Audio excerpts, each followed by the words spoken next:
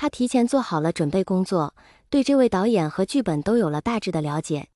所以其他候场人在被此紧张的跺脚时，他只是气定神闲地坐在一旁，调整自己的情绪。说自己丝毫不紧张是不可能的，不过对魏无羡来说，紧张不是体现在试戏本身上，而是刻意忽略却总飘进耳朵里的流言蜚语。他旁边站着几位男男女女，他不认识也从未在网上见过，想必也是不知道多少线的小演员。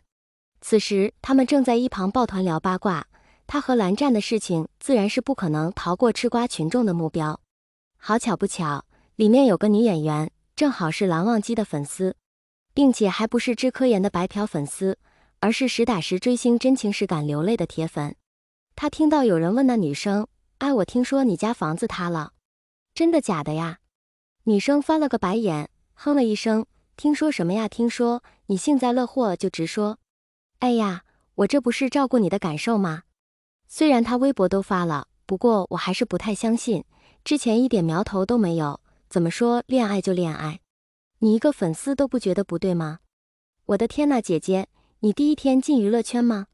虽然我们都不红，但是圈里的事哪是什么100%的？你也不看看这事是什么节骨眼上爆出来的？我没关注过蓝忘机，但是看之前的那些热搜，总觉得他不是那么表里如一的人，所以这事到底怎么回事啊？你都知道之前的那些热搜了，现在公关搞这么一出不是很正常？我就是不明白，我们忘机要啥没有啊？为什么蓝家非得用这种方式公关？我看过那些物料，特别是那个吃文照啊，看起来蓝忘机可没有不乐意，不会真的像传言那样是 QGC 吧？那又怎么样？忘机长得好看，身材无可挑剔，又是冰山大美人，这样的人潜规则又怎么啦？要是他肯，一定有无数人排着队呢。我还宁愿被他钱呢，其他名分什么的都可以不要。哈哈哈，别做梦了你！两个女生很快嬉笑着打成一团。我唯一不懂的是，为什么对象会是那个人，那个什么什么县的？我去查过他，没有家境，又没钱，长得也一般，不知道这样的人哪有资本和忘机在一起？要么是片方的炒作，要么就是他自己用了什么手段。我们忘机真是惨，被这种人摆了一道。但是不管怎么说，他俩现在已经公开了呀，就算背后还有什么原因，也只能认栽了。那可不一定，我敢保证，等电影下映，分手声明也差不多该发了，说不定现在蓝家连文案都写好了呢。魏无羡侧耳听了半晌，前面还怀着好奇的态度，直到后半部分方向越来越偏，他便收回了注意力。他在心里重重地叹了口气，便眯上眼，想着还是当作没听到吧。10号，听到自己的编号后，魏无羡才清醒了些，他紧了紧拳头，暗暗给自己加油打气。只要能够拿下这部戏，今后的路都会慢慢好起来的。他能这么想，原因无他，正是因为这个导演不是内地籍贯。虽说其大名在圈内不是如雷贯耳，导戏能力也不算数一数二，但其公司与蓝家旗下的资产毫无关系。魏无羡不敢确定这位导演是否知道自己曾经的所谓黑料，但肯给他这样一个机会，他已经是感激涕零了。面试很顺利，魏无羡无论是在台词功底还是情绪收放上都表现极佳，惹得导演连连称赞。试戏内容表演结束，魏无羡还没来得及鞠躬，导演就喊了他的名字：“喂，无羡，你看看能不能再试一下男二的这段戏。”收到请求，魏无羡接过剧本一看，是另一段情绪截然相反的戏。他还沉浸在刚刚的情绪里，担心自己不能在极短的时间内转换过来。导演看他有些纠结的模样，圆场道：“无羡啊，因为你报名时没有指定角色，所以我还想让你试试这段，你不愿意也没关系，刚才那段已经很棒了。”“没关系的导演，我愿意试这段，只是能不能稍微再给我一点时间？”“当然可以。”导演笑着赞许地看着他。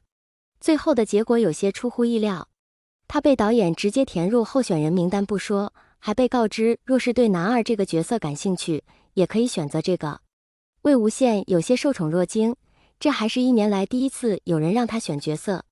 男一是铁定的一番，可论起人设，男二虽然不是那么正面，但却十分吸粉。他一时间确实不知道该作何选择。导演笑道：“不着急的，你慢慢考虑，等确定下来告诉我就好。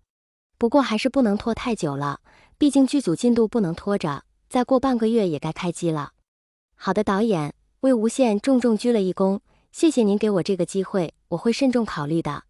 魏无羡很快赶回了家，进了房门，毫无意外地看见客厅一派冷清的景象。蓝湛肯定还在书房忙，自己还是先回屋放东西吧。他回到主卧，拿出试戏结束后导演给他的剧本，带着希冀的喜悦又在心底燃烧了起来。他光是一想到未来的光明，一想到自己有一天能够和蓝忘机并肩而立的场景，就止不住的期待和兴奋。目前他最在意的人只有他一个。他将剧本藏到身后，敲响了书房的门。蓝忘机自然知道是他，一听到敲门声就立刻起身，刚一打开门就被人单手扑了个满怀。魏无羡是用了力气的，还好他定力好，才没有被人扑得倒退几步。他刚想询问发生了何事，就听见耳边一阵欣喜的叽叽喳喳声：“蓝湛，我回来啦，你猜我去做什么了？”蓝忘机只淡淡的笑，小心扶好对方的腰，顺着他的话问：“怎么了？”魏无羡收回抱着他的手，双手从身后捧出了一样东西，喜道：“你看这是什么？”蓝忘机看清他手上的东西，微微皱眉，确认道：“这是剧本。”“我昨天收到了一个试戏邀请，今天去面试了。”魏无羡把人推回书桌旁坐下，献宝似的把剧本拿给他看，满脸期待地道：“导演很满意，说可以让我自己从男1号和2号里面选。”蓝忘机见他如此开心，面容也愈发柔和。他好久都没有看到这样活泼张扬的魏无羡了，恍惚间像是回到了几年前。那个时候的魏无羡永远都是自信的神气的，他的笑永远都是灿烂的。只要他一笑，自己就会忍不住将全世界都送给他。虽然他没有说多的话，但魏无羡从他的眼神中也看到了夸奖和鼓励，瞬间变得更为开心。但是我想了好久都不能确定，感觉两个角色各有各的好，所以他轻轻拉了拉蓝忘机的袖口，想请蓝大影帝帮我参谋参谋。我相信你的眼光，你觉得哪个好我就跟导演说签哪个。好。他既如此要求，蓝忘机当下就翻开剧本，认认真真的看起来。魏婴啊，这两个角色你更偏向哪个？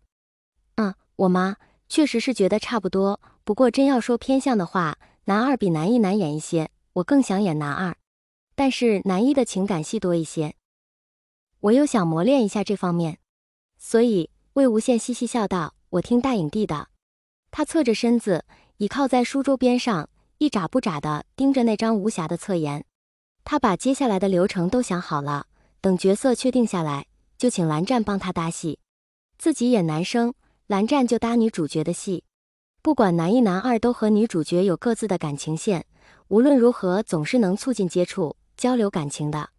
他光是脑补着，就忍不住笑出声来，完全没注意到身旁人的脸色已经变了。